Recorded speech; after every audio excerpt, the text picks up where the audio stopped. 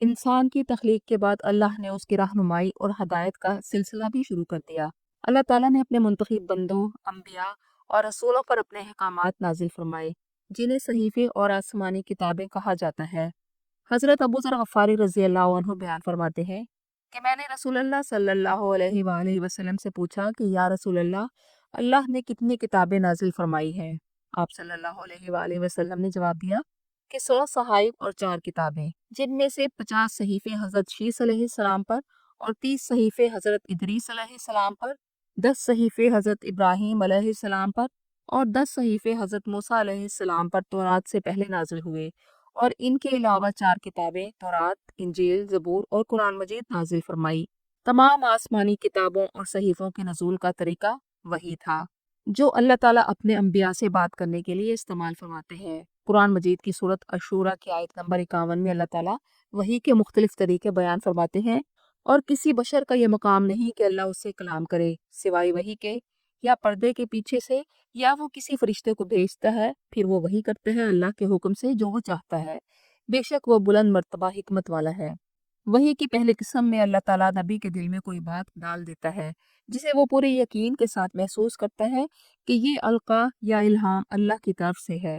یہ ایک خاص قسم کے الہام کی کیفیت ہے جس میں اللہ تعالیٰ وحی کے ذریعے براہ راست بندے تک اپنا پیغام پہنچا دیتا ہے، جیسے سورت النمل میں شہد کی مکھی کی طرح وحی کی کہ وہ پہاڑوں میں اپنا گھر بنائے، اور سورت حامیم سجدہ میں آسمان کی طرف ان سے متعلقہ کاموں کے بارے میں وحی کی، یا سورت القصص کے مطابق حضرت موسیٰ علیہ السلام کی والدہ کے دل میں القاء کیا کہ بچے کو دودھ پلاتی رہیں، اگر کسی خطرے کا احساس ہو تو اسے صندوق میں بند کر کے دریا میں ڈال دیں۔ وحی کی دوسری قسم میں اللہ تعالیٰ پردے کے پیچھے سے کلام فرماتا ہے، جیسا کہ حضرت موسیٰ علیہ السلام سے کوہ طور پر کلام فرمایا، اور تیسرا عمومی طریقہ جیسے حضرت جبرائیل علیہ السلام کے ذریعے سے پورا قرآن رسول اللہ صلی اللہ علیہ وآلہ وسلم کے قلب مبارک پر نازل ہوا۔ اللہ تعالیٰ اپنا پیغام فرشتہ حضرت جبرائیل علیہ السلام کو دیتے، وہ اسے لے کر نبی کے پاس آتے، کبھی اپنی اصل شکل میں آتے تو کبھی انسان کی شکل اختیار کر لیتے۔ صحیح بخاری کی روایت ہے، حضرت حارث بن حشام رضی اللہ عنہ نے رسول اللہ صلی اللہ علیہ وآلہ وسلم سے پوچھا، یا رسول اللہ آپ کے پاس وحی کیسے آتی ہے؟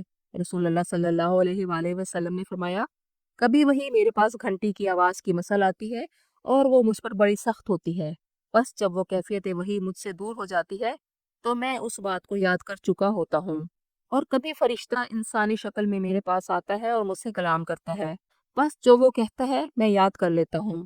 حضرت عائشہ رضی اللہ عنہا نے فرمایا، میں نے سخت سردی کے دن میں آپ صلی اللہ علیہ وآلہ وسلم پر وحی نازل ہوتی دیکھی، جب یہ کیفیت دور ہوئی تو پیشانی مبارک سے پسینہ بہہ رہا تھا، اور بعض اوقات آپ صلی اللہ علیہ وآلہ وسلم کا چہرہ مبارک سرخ ہو جاتا، جسم بھاری ہو جاتا، یہاں تک کہ اگر آپ کسی اونٹنی پر سوار ہوتے تو وزن کی وجہ سے وہ بھی بیٹھ جاتی۔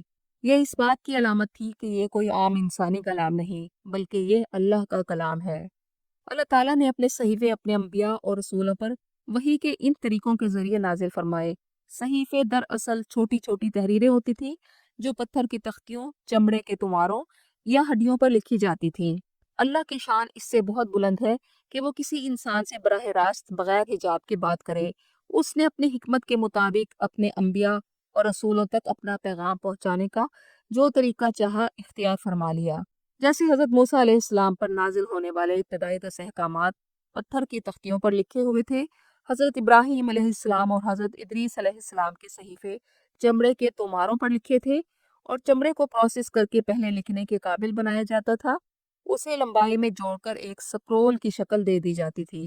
کھجور کی چھال، ہڈیوں اور لکڑی کے تختوں کو بھی تحریر کے لیے استعمال کیا جاتا تھا۔ یہ تمام ذرائع اللہ کے کلام کی حفاظت اور تعظیم کے لیے تھے۔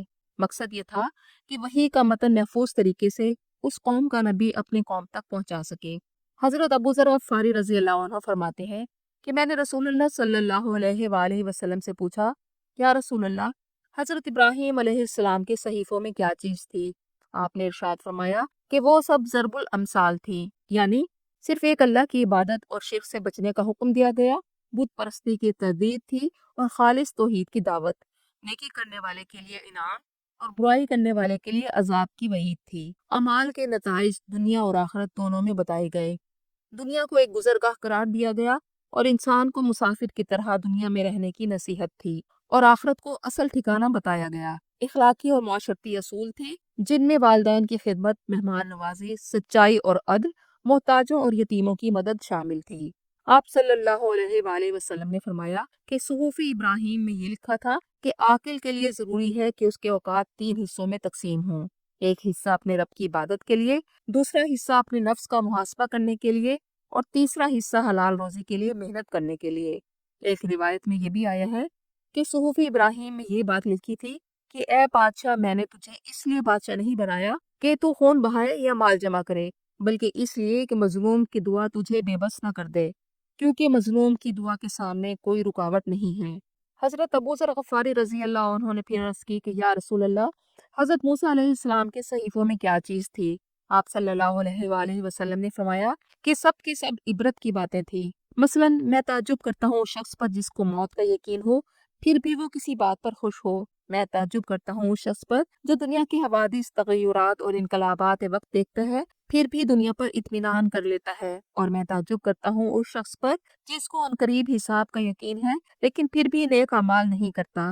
اللہ تعالیٰ نے حضرت موسیٰ علیہ السلام کو تورات سے پہلے 10 احکام عشرہ کوہ طور پر عطا فرمائے۔ یہ احکامات صرف ایک اللہ کی عبادت، اس کے نام کا احترام، یوم سبت کی تعظیم، ماں باپ کی فرمانبرداری، قتل، زنا، چوری، جھوٹی گواہی اور دوسروں کے مال و جان کے احترام پر مشتمل تھے۔ قرآن مجید کی سورۃ الانعام کی آیت نمبر 151 تا 153 میں ان تمام احکامات کی توثیق کی گئی، سوائے یوم سبت یعنی ہفتہ کے دن کی عبادت کے، کیونکہ اسلام میں جمعے کے دن کو عبادت کے لیے خاص مقام حاصل ہے۔ حضرت موسیٰ علیہ السلام کو عطا ہونے والے یہ 10 احکام اولڈ ٹیسٹمنٹ کی کتابوں میں درج ہے، لیکن اسلام کا عقیدہ یہ ہے کہ وقت گزرنے کے ساتھ ساتھ اللہ کی نازل کردہ اصل تورات کے الفاظ، تشریحات اور احکامات میں تحریف ہو چکی ہے، اس لیے موجودہ تورات پوری کی پوری اللہ کا کلام نہیں رہی۔ اس تحریف کے باوجود قرآن مجید یہ تسلیم کرتا ہے کہ ان کی کتابوں میں کچھ حقائق اب بھی موجود ہیں، جیسا کہ سورۃ المائدہ کی آیت نمبر 43 میں یہودیوں کے بارے میں اللہ تعالیٰ کا حکم واضح ہے۔ اللہ تعالیٰ نے محمد صلی اللہ علیہ وآلہ وسلم کو مخاطب کر کے کہا، اور یہ لوگ کیسے آپ کو اپنا حاکم بناتے ہیں، حالانکہ ان کے پاس تورات موجود ہے جس میں اللہ کا حکم واضح ہے۔ حضرت شیس علیہ السلام اور حضرت ادریس علیہ السلام پر نازل کیے گئے صحیفوں کا بنیادی پیغام بھی ایک ہی تھا۔ سب سے پہلا اور اہم پیغام توحید تھا، یعنی اللہ ایک ہے، اس کا کوئی شریک نہیں، صرف اسی کی عبادت کی جائے۔ دوسرا پیغام آخرت کا تھا، یعنی موت کے بعد ایک نئی زندگی ہے جہاں ہر شخص کو اس کے اعمال کا حساب دینا ہوگا۔ تیسرا پیغام اخلاقیات کا تھا، جس میں سچ بولنا، امانت داری، والدین کی فرما برداری اور دوسروں کے حقوق کا خیال رکھنا تھا۔ صحیفوں کے بعد اللہ تعالیٰ کی رہنمائی کا سلسلہ 4 عظیم کتابوں کی صورت میں آیا۔ یہ 4 کتابیں تورات، زبور، انجیل اور قرآن مجید اپنے نزول کے وقت اپنے مضامین اور اپنے دائرہ کار کے لحاظ سے صحیفوں سے زیادہ تفصیلی اور جامع تھی۔ حضرت موسیٰ علیہ السلام پر سب سے پہلے کتاب تورات نازل ہوئی، جو بنی اسرائیل کے لیے ایک مکمل ضابطہ حیات تھی، جس میں عقائد، عبادات، اخلاقیات اور معاشرتی قوانین سب شامل تھے۔ اس کے بعد حضرت داؤد علیہ السلام پر نازل ہونے والے کتاب زبور میں عبادات، مناجات اور اللہ کی حمد و ثنا پر زیادہ زور دیا گیا۔ پھر حضرت عیسیٰ علیہ السلام پر اتاری جانے والی کتاب انجیل کا زمانہ آیا، جس میں محبت، درگزر اور رحم جیسے اعلیٰ اخلاقی اقدار کو مرکزی حیثیت حاصل تھی۔ اور پھر آخری اور سب سے عظیم کتاب قرآن مجید رسول اللہ صلی اللہ علیہ وآلہ وسلم پر تقریباً 23 سال کے عرصے میں تدریجاً نازل ہوئی۔ فرق صرف اتنا تھا کہ ہر کتاب اپنے زمانے اور اپنی قوم کے لحاظ سے شریعت کے کچھ مختلف لاز لے کر آئی تھی۔ مثلاً تورات میں شریعت کے سب سے تفصیلی رولز تھے، جبکہ انجیل میں ان قوانین کو نرم کر دیا گیا۔ لیکن قرآن مجید وہ کتاب ہے جس نے ان تمام سابقہ کتابوں کی تصدیق کی، تحریف سے پیدا ہونے والی غلطیوں کی تصحیح کی اور آخری شریعت پیش کی جو قیامت تک کے لیے ہے۔ سابقہ تمام کتابیں اور صحیفے اپنے وقت کے لیے تھے، اب ان کی عملی حیثیت ختم ہو چکی ہے۔ قرآن مجید کے آنے کے بعد وہ منسوخ ہو چکے ہیں اور اب تا قیامت رہنمائی کا ذریعہ قرآن مجید ہے۔ اللہ تعالیٰ ہمیں قرآن پڑھنے، سمجھنے، عمل کرنے اور دوسروں تک پہنچانے کی توفیق دے، آمین۔